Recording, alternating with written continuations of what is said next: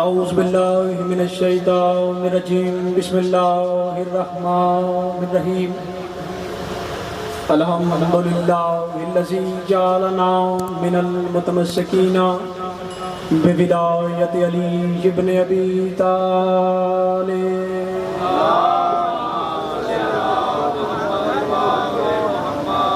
الصلاۃ والسلام علی صاحب کعبہ قوسین ولی الدارین امام القبلتین شمس المشرقین والمغربین جد الحسن والحسین ابی القاسم محمد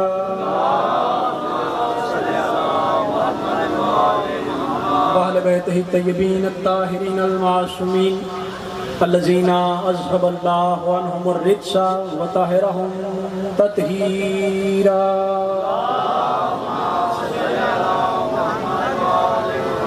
ولعنۃ اللہ علی اعدائہم اجمعین اما بعد فقد قال سبحانہ وتعالی فی کتابہ المجید بسم اللہ الرحمن الرحیم فلا اقسم بمواقع النجوم درود و محمد و اہل بیت محمد پر اللہم سب سے پہلے خالق کے باری تعالیٰ سے دعا ہے کہ وہ ہمارے اس عظیم ترین عبادت کو اپنی بارگاہ میں شرف قبولیت عطا فرمائے۔ رب الحسین بیک الحسین جتنے بھی علی ولی اللہ پڑھنے والے اس پاک ذکر میں شامل ہیں، مالک اللہ کسی کی بھی آنکھ موت کے لیے تب تک بند نہ کرنا جب تک ان آنکھوں سے بادشاہ حسین کے نوری محل کی زیارت نہ کر لیں۔ میں مالک اللہ جتنے بھی عزت والے مومنین اس عزت والے دربار میں حاضر ہیں، عزتوں کا خالق اللہ تمام کی عزتوں کو محفوظ فرمائے۔ بانیان مجلس کی جتنی بھی شرعی حاجات ہیں شریعت کے مطابق پوری فرمائے۔ جتنے بھی مومنین اس دنیا سے جا چکے ہیں خصوصاً بالخصوص ہمارے بزرگ بابا برخدا، مالک اللہ ان کے درجات بلند فرمائے، انہیں جوار معصومین علیہ السلام میں مقدس جگہ نصیب فرمائے۔ میرے اللہ ہماری سب سے بڑی اور سب سے آخری دعا حقیقی آیت اللہ، حقیقی حجت الاسلام امام زمان علیہ السلام کے مقدس ترین ظہور میں تعجیل فرما، اپنی اپنی دعاؤں کو قبولیت کی آخری منزل تک پہنچائیں۔ سارے صاحبان مل کے بآواز بلند صلوات۔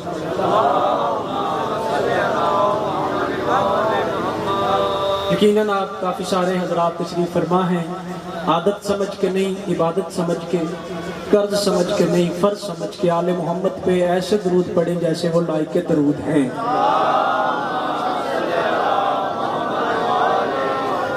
یقیناً میرے علاقے کے لوگ جانے پہچانے چہرے، میں نے آپ کے سامنے قرآن کریم سے اللہ کے پاک کلام سے ایک آیت کو تلاوت کرنے کا شرف حاصل کیا، پھر اس میں خداوند قدوس فرما رہا ہے فلا اقسم بمواقع النجوم۔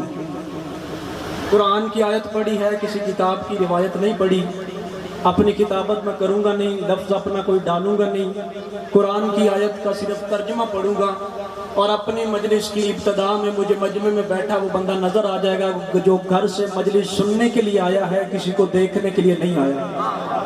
میں نے آپ کے سامنے قرآن کریم کی آیت، یقیناً آدھے مجمع میں سے زیادہ لوگوں کو یہ آیت زبانی یاد ہوگی۔ خدا کہہ رہا ہے فلا اقسم بمواقع النجوم، مجھے قسم ہے اس جگہ کی جہاں ستارے سجدے کے لیے گرتے ہیں۔ سلامت رہیں شاہ جی، آپ کے دعاؤں کا صدقہ، آپ سلامت رہیں۔ مالک اللہ ان اٹھنے والے ہاتھوں کو کسی کمینے کا محتاج نہ کرے۔ خدا کہہ رہا ہے مجھے قسم ہے اس جگہ کی جہاں ستارے سجدے کے لیے گرتے ہیں۔ اتنا سارا مجمع ہے، مطمئن ہو کے کھڑا ہوں، آپ نے پہلے جملے پہ استقبال ہی ایسا کر دیا کہ وہ جملہ جو مجھے پوری مجلس پڑھنے کے بعد کہنا چاہیے تھا وہ ابتدا میں ہی کہنے لگا ہوں۔ یہ کون سی دہلیز ہے جس دہلیز پہ ستارہ جھکتا ہے؟ آؤ مسلمانوں، اپنی اپنی تاریخ اٹھاؤ، اپنی اپنی کتابیں اٹھاؤ، تاریخ کے دامن سے پردہ اٹھاتے ہیں اور پھر دیکھتے ہیں کہ وہ کب آیا تھا، کون سا ستارہ تھا اور کس دہلیز پہ جھکا تھا۔ پھر جب ہم نے مسلمانوں کی تاریخ کی کتابیں اٹھائی پھر ہمیں ایک ہی ستارہ ملا، وہ ستارہ آ کے علی کی دہلیز پہ جھکا تھا۔ خدا کہہ رہا ہے مجھے اس دہلیز کی قسم جہاں وہ ستارہ آ کے جھکا تھا۔ اس کا مطلب ہے زمانے والے قسم کھاتے ہیں اپنی بات کا یقین دلوانے کے لیے کہ جب کوئی یقین نہ کرے پھر بندہ قسم کھاتا ہے کہ مجھے فلاں کی قسم، مجھے خدا کی قسم۔ پھر انصر عباس کو جملہ کہنے کا قاصد ہے بندہ قسم کھائے اللہ کی قسم کھاتا ہے، اللہ قسم کھائے زہرا کی دہلیز کی،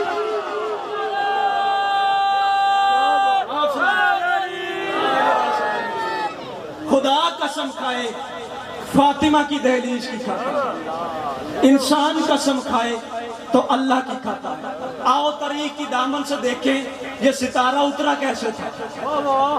جی آؤ طریق کے ورق جب ہم نے دیکھے تو پھر ہمیں طریق نے بتایا یہ ستارہ سیدھا آ کے دہلیز پہ نہیں گرا، یہ ستارہ پہلے آسمان سے اترا، اس نے علی کے صحن کا طواف کیا، پھر یہ سیدہ کی دہلیز پہ آیا۔ میں نے ہاتھ جوڑے عالم زر میں نے کہا بادشاہ رسول تیرے علی کا گھر تھا، ستارے نے آنا تھا، دہلیز پہ جھکنا تھا، سیدھا آ کے دہلیز پہ جھک جاتا، اس نے علی کے گھر کا پہلے طواف کیوں کیا پھر دہلیز پہ کیوں آ کے جھکا؟ عجب نہیں آواز رسول آئے کہ میں جانتا تھا 14ویں صدی کے لوگ کہیں گے یہ جو سیدھا آ کے علی کی دہلیز پہ جھکا ہے یہ ٹوٹا تھا گر گیا، ٹوٹا تھا گر گیا، ٹوٹا تھا گر گیا۔ میں پہلے علی کے صحن کا طواف کر کے زمانے کو بتا رہا ہوں ٹوٹا ہوا نہیں آیا، بھیجا ہوا ہے۔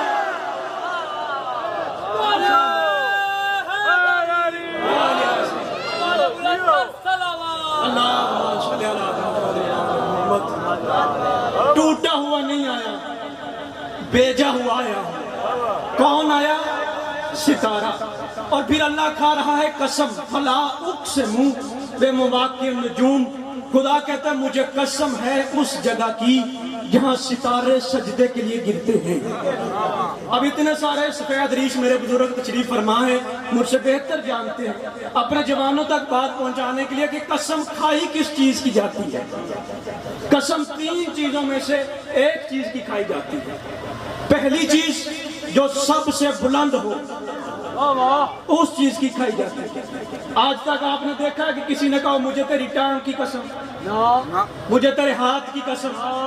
اردو ادب کا جملہ ہے جب بھی قسم کھائی جاتی ہے کہا جاتا ہے مجھے تیرے سر عزیز کی قسم، یعنی سر بلند ہے، جو چیز بلند ہوگی اس کی قسم کھائی جائے گی۔ میں قسم کھاؤں گا تو جو مجھ سے بلند ہوگا اس کی قسم کھاؤں گا۔ یہ تھا پہلا اصول۔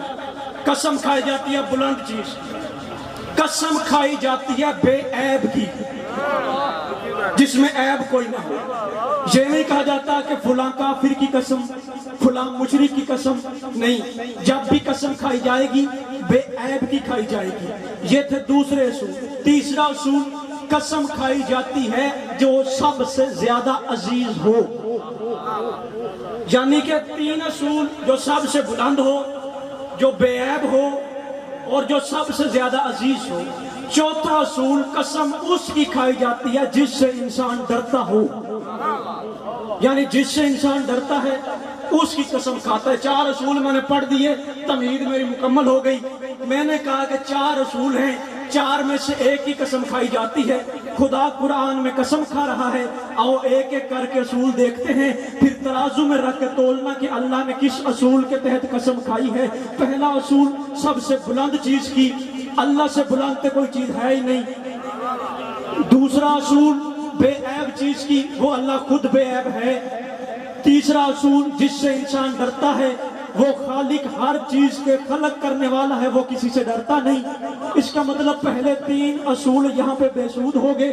ایک اصول رہ گیا کہ خدا قسم کھائے گا اپنی عزیز چیز کی۔ اس کا مطلب ہے خدا نے بتا دیا کہ مجھے فاطمہ کے گھر کے چاہنے والے تو ایک طرف، اس کے گھر کی دہلیز بھی عزیز ہے۔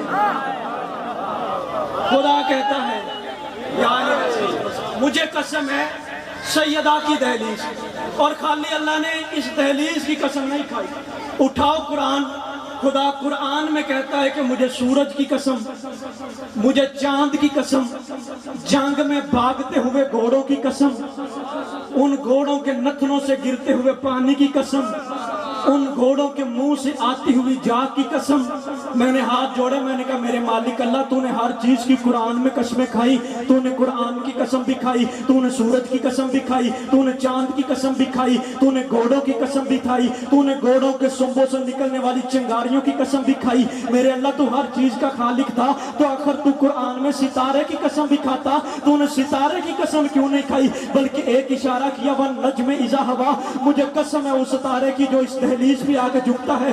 میرے اللہ تو نے ستارے کی قسم کیوں نہیں کھائی. عجب نہیں آواز توحید آئی. میں جانتا تھا لوگوں کو 14ویں صدی کے لوگ کہیں گے کہ رسول کے صحابی ستاروں کی مانند ہیں, جس کے پیچھے جاؤ گے کامیاب ہو جاؤ گے. میں اللہ آج قسم کھا رہا ہوں کہ مجھے فاطمہ کی دہلیز کی قسم, مجھے اس جگہ کی قسم جہاں آ کے ستارے جھکتے ہیں, میں اصول زمانے کو دے کے جا رہا ہوں. میں صحابی کی قسم نہیں کھا رہا, بلکہ اس دہلیز کی قسم کھا رہا ہوں جہاں آ کے صحابی جھکے گا.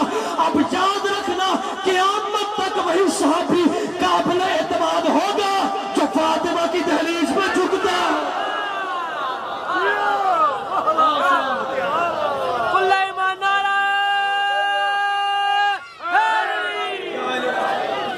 نعرہ تکبیر, آواز بلند, نعرہ تکبیر, نعرہ رسالت, نعرہ رسالت, نعرہ حیدری, نعرہ حیدری, پر محمد والے محمد صلوات. خدا کہہ رہا ہے جی بسم اللہ جی انشاءاللہ. خدا کہہ رہا ہے کہ مجھے اس دہلیز کی قسم جہاں آ کے ستارے جھکتے ہیں. چلے آپ نے نہ کہا ہوتا, میں بات آگے لے کے جا رہا تھا. اب رک کے ایک اور قسم سناتا ہوں. خدا قرآن میں کہہ رہا ہے وَالنَّفْسٍ وَمَا سَوَاهَا, مجھے قسم ہے نفس کی. اب یہ نفس کیا ہے؟ آؤ علی شہنشاہ کی زبان سے پوچھتے ہیں کہ یہ نفس کیا ہے. اٹھاؤ نہج البلاغہ. میرے بادشاہ علی نے تھوڑی سی تعریف بیان کی نفس کی. علی شہنشاہ فرماتے ہیں کیا فخر ہے اس انسان کو کہ جو گوشت کے لوتھڑے سے بولتا ہے. کیا فخر ہے اس انسان کو جو ہڈی سے سنتا ہے. پھر علی شہنشاہ نے تیسرا جملہ فرمایا کیا فخر ہے اس انسان کو جو چربی سے دیکھتا ہے. 3 جملے ہیں بادشاہ علی کے, نہج البلاغہ میں آج بھی موجود. کیا کہا؟ گوشت سے بولتا ہے, ہڈی سے سنتا ہے اور چربی سے دیکھتا ہے. جاؤ سلم والی شہر کی ساری ہڈیاں اکٹھی کرو اور سننے کی کوشش کرو, سن لو گے. گوشت اکٹھا کرو, بولنے کی کوشش کرو, بول لو گے. چربی اکٹھی کرو, دیکھنے کی کوشش کرو, دیکھ لو گے. نہیں دیکھ پاؤ گے, نہیں بول پاؤ گے, نہیں سن پاؤ گے. اس کا مطلب ہے کہ علی شہنشاہ نے فیصلہ کر کے زمانے کو بتایا کہ زبان جو ہے یہ بولتی نہیں ہے, بولنے والی چیز کوئی اور ہے. اعلیٰ زبان ہے, بولنے والی چیز کوئی اور ہے. اعلیٰ کان ہے, سننے والی چیز کوئی اور ہے. دیکھتی چربی ہے لیکن دیکھنے والی چیز کوئی اور ہے. میں نے ہاتھ باندھے, میں نے کہا یا علی ہمیں بتا یہ چیز کون سی ہے. علی شہنشاہ نے فرمایا بولتی روح ہے, اعلیٰ زبان ہے, سنتی ہڈی ہے, اعلیٰ کان ہے, دیکھتی روح ہے, اعلیٰ آنکھ ہے. اس کا مطلب ہے کہ وہ چیز جو بولتی ہے, جو سنتی ہے, جو دیکھتی ہے, اسے کہتے ہیں روح. اور جب انسان مرتا ہے تو روح مرتی ہے؟ نہیں, روح نہیں مرتی. روح اپنی جگہ واپس چلے جاتی ہے. انسان کا جسم 3 چیزوں سے مل کے بنا ہے, روح سے, نفس سے اور جسم سے. یہ 3 چیزیں ملے تو جسم بنتا ہے. جسم بنا مٹی سے یعنی زمین سے, روح آئی آسمان سے. وَتَنَزَّلُ الْمَلَائِكَةُ وَالرُّوحُ, ہم نے روح کو آسمان سے نازل کیا. اس کا مطلب روح ہے سب سے بلند, جسم ہے سب سے پست. اب کون سی چیز تھی جو بلندی اور پستی کو ملا کے رکھتی؟ علی شہنشاہ نے فرمایا ان بلندی اور پستی کو ملانے والی چیز کا نام ہے نفس. یہ نفس ہے, جب تک انسان میں ہے تب تک انسان زندہ ہے. اس لیے خدا نے قرآن میں کہا کل نفس ذائقۃ الموت, روح نہیں مرتی जिस्म नहीं मरता, जब भी मरता है नफ्स मरता है। इंसान मर गया, रूह अपनी जगह चली गई, जिस्म जिस जमीन से बना था उसी जमीन में चला गया। क्या मरा? नफ्स। तमहीद मेरी आपकी समझ में आ गई कि नफ्स मर जाए तो इंसान मर जाता है। जब तक मेरा नफ्स मेरे पास है तब तक मैं जिंदा हूं। जब मेरा नफ्स मुझसे निकाल लिया जाएगा फिर आ जाएगी मुझे मौत। जब तक आपका नफ्स आपके पास है तब तक आप जिंदा हैं। जब आपका नफ्स आप में से निकाल लिया जाएगा आपकी रूह अपनी तरफ लौट जाएगी, आपका जिस्म अपनी असल की तरफ लौट जाएगा। अब मैं मंजमे में बैठा वो बंदे के चेहरे की जियारत करूंगा जो पढ़ता भी अली वलीउल्लाह है और उसका हाथ उठा के अली को सलामी करने का दिल ही नहीं हुआ। मैंने कहा तब तक इंसान जिंदा है जब तक उसके पास उसका नफ्स मौजूद है। नफ्स निकाल लिया जाए तो असल चीज मर जाती है। अजीब बात है, जब अल्लाह ने अली की मिदहत कुरान में बयान की तो अली को जिस्म रसूल नहीं कहा, अली को नफ्स रसूल कहा है। अली को नफ्स रसूल कहा है। अनफुसना व अनफुसकुम मुबाहले की आयत उठा के देखो, खुदा कहता है अली नफ्स रसूल है, अली जिस्म रसूल नहीं, अली इदराक रसूल नहीं, अली शऊर रसूल नहीं, अली नफ्स रसूल है। फिर फैसला हुआ था जब तक नफ्स है तब तक इंसान जिंदा है, नफ्स निकाल लिया जाए इंसान मर जाता है। और मुसलमानों सोच के अली को निकालना, जहां से अली निकल जाता है पीछे पुतला बच जाएगा, रिसालत मर जाए।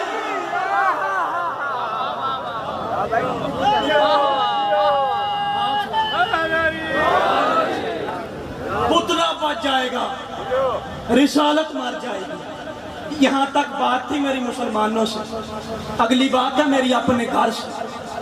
खुदा क्या कहता है? असूल है जब तक जिस्म में नफ्स है तब तक जिंदगी है। नफ्स निकल जाए तो पीछे है मुर्दा, और मुर्दा होता है नापाक।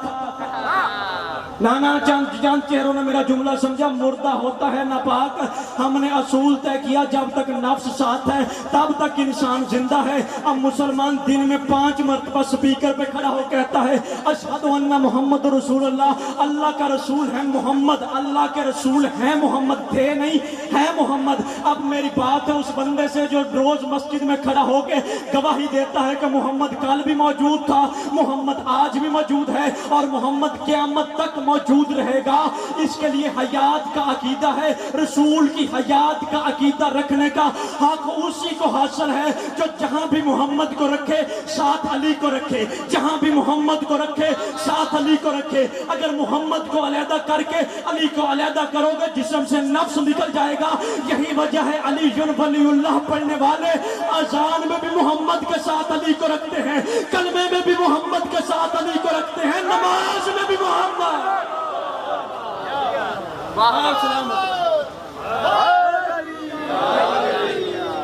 खुदा कह रहा है मुझे कसम है इस दहलीज की जहां सितारे आके सजदे में गिरते हैं। अच्छा आओ तरीक के दामन से देखते हैं कि इस दहलीज पे कौन कौन आया। अब तरीक ने हमें बताया कि जनाबे इब्राहीम अल्लाह के बरगजीदा नबी है। अल्लाह का इतना बड़ा नबी है कि उसकी मेहमान नवाजी जमाने में मशहूर थी। फरिश्तों ने कहा मेरे मालिक अल्लाह तेरा नबी है, हम तेरे फरिश्ते हैं, हम भी चाहते हैं तेरे इस नबी की मेहमान नवाजी देखें। आवाज़ परवरदिगार है मेरे नबी की मेहमान नवाजी देखना चाहते हो तो फिर जाओ लिबास बशरियत में इब्राहीम के पास और देखो इब्राहीम तुम्हारी मेहमान नवाजी कैसे करता। अब तारीख कहती है फरिश्ते आए इंसानी जिस्म की हालत में, जनाब इब्राहीम के दरवाजे पे दक्कुल बाब किया। जनाब इब्राहीम कभी भी खाना बगैर मेहमान के नहीं खाते थे। मेहमान आए, उन्होंने समझा कि मेहमान आए हैं, दस्तरखान पे बिठाया, उनका शुक्रिया अदा किया कि आप मेरे यहाँ आए। घर जाकर हुक्म दिया जल्दी जानवर ज़िबा किया जाए, खाना तैयार किया जाए। मेरे बहुत ही बरगजीदा मेहमान आए हैं, दस्तरखान पे बैठ के मैं आज जिन मेहमानों के साथ खाना खाऊंगा। जानवर ज़िबा हो गया, खाना तैयार हो गया, खाना आ गया दस्तरखान पे। जनाब इब्राहीम ने कहा पढ़ो बिस्मिल्लाह खाओ खाना।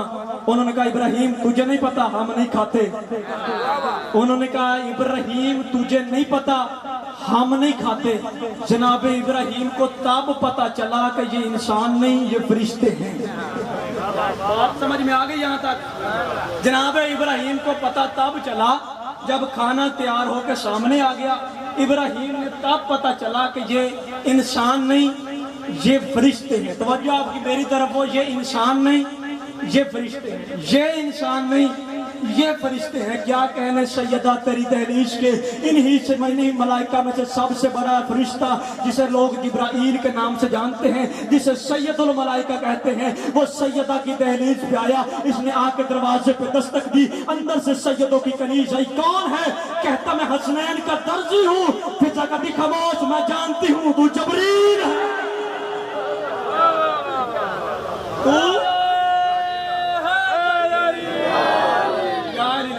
میں جانتی ہوں تو جبریل ہے, جسے اللہ کا نبی ابراہیم نہیں پہچان سکا. نہیں آتے مجمع کے سر سے اوپر سے بات گزری کہ جسے اللہ کا نبی ابراہیم نہیں پہچان سکا, وہ سیدہ کی دہلیز پہ آئے تو جناب فضا کہتی ہے میں جانتی ہوں تو جبریل ہے. کون سی دہلیز ہے؟ عام دہلیز نہیں. مسلمانوں آپ نے اس دہلیز کو سمجھا ہی نہیں. کون سی دہلیز ہے یہ؟ مصائب نہیں, میں فضائل پڑھا. کون سی دہلیز ہے یہ؟ وہ دہلیز ہے کہ جہاں آ کے اللہ کے فرشتے بھی جھکتے ہیں. شاہ صاحب کی آمد پہ سارے حضرات مل کے بابا کے بلند صلی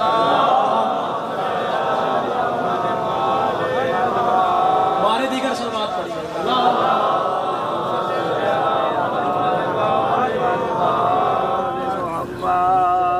بس قبلہ صاحب آگے, ان کا آنا ہی میرا جانا ہے. ٹھیک ہے, 1 بجے قبلہ کو منبر دینا. ایک جملہ آپ کی سماعتوں کی نظر اور تورکان, ایک جملہ مصائب کا. کیا کہا؟ کون سی دہلیز جہاں پر فرشتے آ کے جھکتے ہیں؟ اس دہلیز پہ رسول کا ایک صحابی جس کا نام ہے سلمان محمدی, جسے کہتے ہیں کہ یہ اہل بیت میں سے سلمان محمد. کتاب کہتی ہے کہ مسجد میں اذان ہوئی نماز کے لیے. رسول کا جیسا آپ ہی گھر سے نکلا, چلتا چلتا چلتا سیدہ کی دہلیز پہ آیا. اس نے دہلیز سیدہ پہ آ کے اپنا سر رکھا. سر رکھنے کی دیر تھی, قریب کھڑے ہوئے صحابیوں نے کہا سلمان بوڑھا ہو گیا ہے, لکڑی پہ سجدہ کرتا ہے, دہلیز پہ سجدہ کرتا ہے. سلمان نے کہا نہیں, فرق ہے تمہاری اور میری معرفت میں. انہوں نے کہا کیا فرق ہے؟ انہوں نے کہا تم جسے دہلیز سمجھتے ہو یہ دہلیز نہیں, یہ سدرۃ المنتہا ہے. انہوں نے کہا نہیں سلمان تو واقعی پاگل ہو گیا, بوڑھا ہونے کی وجہ سے تجھے پتہ ہی نہیں چلتا.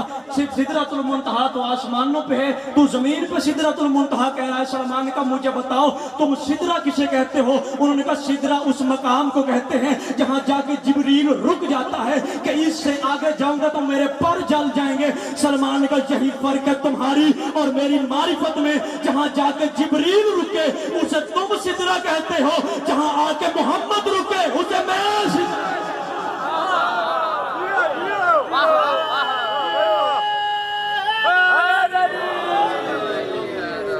دران مظلوم کربلا, جہاں آ کے محمد رکے اسے میں سدرہ کہتا ہوں. جس دروازے پہ آ کے محمد رکتا تھا مسلمان اسی دہلیز پہ آگ لے کے آ گئے. مالک آپ کی آئے کو قبول فرمائے. خالی آگ مدینے میں سیدوں کی دہلیز پہ نہیں آئی. اللہ جانے مسلمانوں کو کوئی اتنی دشمنی سے علی کی اولاد سے جو آگ مدینے میں آئی تھی, وہ آگ پھر کربلا میں بھی آئی, وہ آگ پھر کوفے میں بھی آئی, وہ آگ پھر شام میں بھی آئی.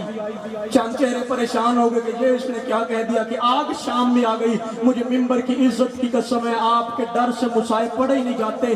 صرف اتنا بتایا جاتا ہے کہ شام کے بازار میں پتھروں کی بارش ہوئی. یہ میرے پتے ہاتھ جتنے سید بیٹھے, کنیز کا بیٹا سمجھ کے معاف کرنا, کتابوں میں نہ ہوتا ہم کبھی بھی نہ پڑھتے. کتابوں میں لکھا ہے ادھر علی کی اولاد شام کے بازار میں آئی. یہ شام کی لائن عورتوں نے اپنی چھتوں سے کھولتا ہوا پانی علی کی بیٹیوں پہ پھینکا, جو ابھی بھی ہائے نہیں کر سکا. مجھے علی کی عزت کی قسم ہے ان شام کی ملاؤن عورتوں نے کپڑوں کو آگ لگا کے علی کی بیٹیوں پہ پھینکی. میرا سید الساجدین امام کہتا ہے جب ہم بازار عبور کر کے گئے میں سجاد پہچان ہی نہیں سکا ان میں اکبر کی ماں کون ہے. حوصلہ جیسے بھی تھا بازار عبور کیا. صرف 2 جملے اور. بازار عبور کیا, شام کے دربار میں سیدوں کا قافلہ آ گیا. یہ ملعون تخت پہ بیٹھا ہے, منظر سمجھیے گا. تخت پہ بیٹھ کے اس لعین نے کہا, شمر مجھے بتا کہاں ہے وہ بچی جس سے بڑا پیار تھا حسین کو. اس ملعون نے اشارہ کیا, وہ جو سب سے چھوٹی ہے نا, یہ ہے حسین کی سب سے لاڈلی بیٹی. اب میری مجبوری ہے, میں پردے کے ساتھ پڑھتا ہوں. جس رسی میں سورہ یاسین قید تھی اسی رسی میں سورہ کوثر قید تھی, اور کوئی ایسی مجبوری تھی, یاسین اپنا سر اٹھانے کے لیے کمر سیدھا کرتی, کوثر کے پاؤں زمین سے اٹھ جاتے. یہ ملعون کہتا, بچی میرے سامنے آ, میں نے تجھ سے کوئی بات کرنی ہے. اب عالیہ کے گلے میں تھی رسی. یہ ملعون تخت پہ بیٹھ کے تھا, بچی تیرا نام کیا ہے؟ کتابیں کہتی حسین کی بیٹی بولی لیکن آواز نہیں آئی. اب جملہ آپ کی ہائے کے لیے کہنے لگا. یہ ملعون تخت پہ بیٹھ کے تھا, شمر اب مجھے بتا انہیں کن پہ مان رہ گیا, یہ کس کے سہارے پہ نہیں بولتی؟ ان کا تو عباس مارا گیا ہے. یہ ملعون تخت سے تازیانہ لے کے نیچے اتر رہا تھا. یہ سید الساجدین کی آواز آئی, ملعون ہاتھ نہ لگانا, ہے 4 سال کی لیکن ہے بطول. جیسے یہ ملعون قریب آیا, یہ ملعون کہتا تیری بہن بولتی کیوں نہیں؟ سید رو کہتا میری بہن کے گلے کی رسی اتنی تنگ ہے, وہ بولتی ہے لیکن ملعون اس کی آواز تم تک نہیں پہنچتی. یہ لائن دیکھ رہا, سجاد بہن کی رسیاں کھول. بندے ہاتھوں سے سید الساجدین نے عالیہ کے گلے کی رسی کو کھولا. یوں عالیہ نے کڑیاں چومی, رو کہتی سجاد بھیا کہاں کا تیرا شکریہ ادا کروں, تو نے اپنے ہاتھ کھلنے سے پہلے میری رسیاں کھول دی. رو کے کہتی بھیا میرے امتحان کا وقت ہے. جناب سجاد کی آواز آئی, اس لائن کو جواب دے. یہ ملعون تخت پہ بیٹھ کے تھا, بچی تیرا نام کیا ہے؟ عالیہ رو کہتی میرا نام فاطمہ ہے. یہ دیکھ کہتا اگر تیرا نام فاطمہ ہے پھر مجھے بتا وہ سکینہ کون ہے؟ عالیہ رو کہتی میرا ہی نام سکینہ ہے. یہ کہتا اگر تیرا نام سکینہ ہے پھر مجھے اتنا بتا تیرا باپ تجھ سے پیار کتنا کرتا تھا, کوئی بستے بیت کی یاد بتا. اس وقت عالیہ رو کہتی جب ہم مدینے میں رہتے تھے میرا بابا صبح کی نماز کے لیے جاتا, مدینے کی کھجوریں لے کے آتا, اپنے ہاتھ سے مجھے وہ کھجوریں کھلاتا. یہ ملعون تخت پہ ہنس کے کہتے ہیں اگر اس دربار میں وہ کھجوریں ملے پہچان لے گی. اب ہائے کر لینا, وہ کھجوریں ملے پہچان لے گی. عالیہ رو کہتی پہچان لوں گی. یہ ملعون کہتا یہ نیچے تشت پڑا ہے, اس میں پڑی ہے مدینے کی کھجوریں, یہ میرے بدے ہاتھ ہیں. ادھر سے عالیہ قریب آئی. عالیہ نے جیسے اس تشت سے پردہ اٹھایا, مجھے عزت مظلوم کی قسم ہے مدینے کی کھجوریں نہیں, فاطمہ زہرا کے بیٹے کی کٹی ہوئی رگوں والا سار تھا. جو عالیہ نے بابے کا سار اٹھایا, بوسا دے کر بابا آنکھیں کھول, حوصلہ. جملہ دلان مظلوم میں کربلا. جیسے بھی تھا حسین کی بیٹی نے زنجان عبور کیا. آخر مسلمانوں کے دکھوں سے ستائی ہوئی. حسین کی 4 سال کی بیٹی اس دنیا سے چلی گئی. جب سیدوں کا قافلہ قید سے رہا ہوا نا, شادی اگر دل پہ چوٹ آئے مجھے معاف کر دینا, جب سیدوں کا قافلہ رہا ہوا نا, جناب عالیہ کی آواز ہے بیٹا سجاد ہم نے اس رستے سے واپس جانا ہے جس رستے پہ حسین کی بیٹی کی قبر ہے. شام کے غریبوں والے قبرستان میں سیدوں کی سواریاں آئیں. ایک ایک بی بی نے آ کے بی بی کو ودا کیا. عالیہ آئی, بی بی کو ودا کر کے اٹھ گئی. جناب بی بی کلثوم آئی, سکینہ حسین کو الوداع کیا اور اٹھ گئی. جناب رقیہ آئی, الوداع کیا, اٹھ گئی. ایک ایک بی بی آتی رہی, ودا کرتی رہی, اٹھتی گئی. آخر میں آئی ہے الموالے کی زوجہ, آخر میں آئی ہے فضل کی ماں. جب عالیہ آئی نا, سکینہ کی پینتی کی طرف بیٹھ کہتی ہے سیدزادیوں آج تک تم سے کچھ نہیں مانگا, آج کچھ مانگو تو دوں گی. علی کی بیٹی کی آواز ہے تو جو مانگے گی میں دوں گی. رو کہتی مانگتی صرف اتنا ہوں, مجھے آج اکیلے میں کوئی سکینہ مرتبہ سب بیبیاں اپنا چہرہ دوسری طرف کریں. ادھر سب مستوروں نے چہرہ دوسری طرف کیا. یا عباس کی زوجہ نے برقعے کے دامن سے نازی کا کٹا ہوا سار نکالا, یوں سکینہ کی پائنتی پر رکھا. رو کہتی سکینہ چچا معافی مانگنے آیا ہے.